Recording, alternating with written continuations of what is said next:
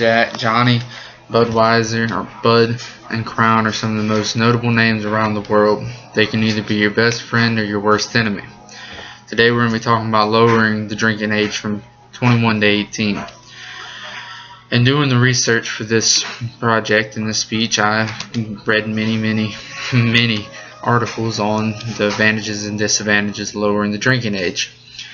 And I also have personal experience with knowing people and have myself drank under the legal age of 21. Most of us in here have seen, used, or know people who have drank under the legal age of 21. So our goal for this presentation is to just learn a little bit about the benefits and the disadvantages of lowering the drinking age. To start off with, we're going to begin with the pros.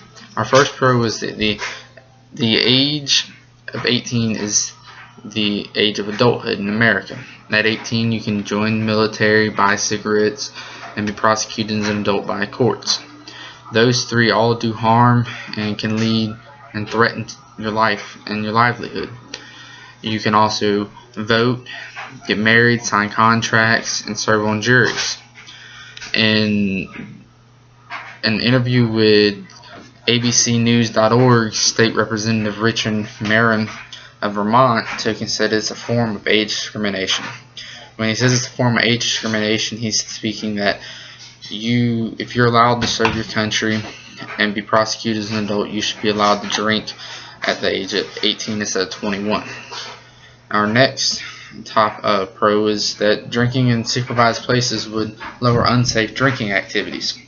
Allowing them to drink in bars and restaurants would make it so they don't have to drink at fraternity houses and house parties, which would lower binge drinking. And binge drinking is a topic that's really a problem that's really large in the adolescent age groups. In a study done by, let me make sure I got my name, where to go. I was flipping the cards. The Substance Abuse and Mental Health Service Administration in 2007 found that adolescents drank less often but more per occasion than adults. This being that an adolescent drank anywhere up to 5 to 6 times a month, and a 26-year-old drank it probably 8 to 9 times a month.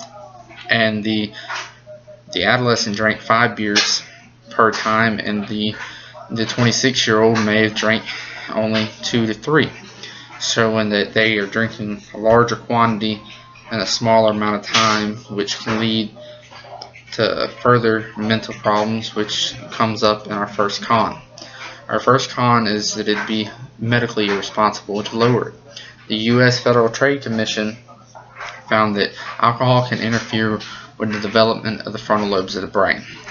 The American Academy of Pediatrics found that the damage causes a higher chance of depression and suicide in adolescents. So, in saying that depression and suicide go hand in hand together. And when you're under a lot of depression, it's not recommended to drink lots of alcohol because it can push you to that point. And a study done by the CDC, the Center for Disease and Control, the National Highway Traffic Safety Administration, and Hingston and Kingle, they found that annually 5,000 people under the age of 21 either die from alcohol-related injuries. You have 1,900 of those 5,000 who have motor vehicle crashes. You have another 1,600 of them who are resulted in homicides. Either they got shot or they shot someone. And the number that stands out is 300. 300 is the number of suicides that happen on average per year due to alcohol. That's 6%, which sounds like a small amount, but that's 300 friends, families, brothers and sisters that lost somebody in that year, which is higher than most people would want to see due to suicides. And allowing college students from the age of 18 to 20 to drink who are under tons of stress may fail, for instance, a chemistry test, and they may go home, start drinking and think that their life's over because now they're not going to be able to become that nuclear scientists and work in the nuclear factories, and they may push themselves to the point of taking their life by building their confidence through alcohol. Our next con is that lowering it would be irresponsible, allowing more of the population to drink in bars and restaurants, or well, bars and nightclubs. The alcohol clinical experiment and research found that 76% of bars still sold to obviously intoxicated patrons, and that 50% of that group still got in the car or drivers and left and were either arrested or killed while being driving while intoxicated. And while they were driving while intoxicated, they were coming from those licensed establishments. Those all had that same thing, that the bars just kept letting them drink and drink and drink. And the Pacific Institute for Research and Evaluation found that neighborhoods with high densities in nightclubs and bars had a higher, more frequent acts of assault and violent crimes happening. They'd see, okay, he's drunk and he just got paid, we're going to rob him, take his money, and beat him to that point. Or they just feel like Superman and want to fight each other. And to bring all this together, we have learned some of the advantages and disadvantages of lowering the drinking age.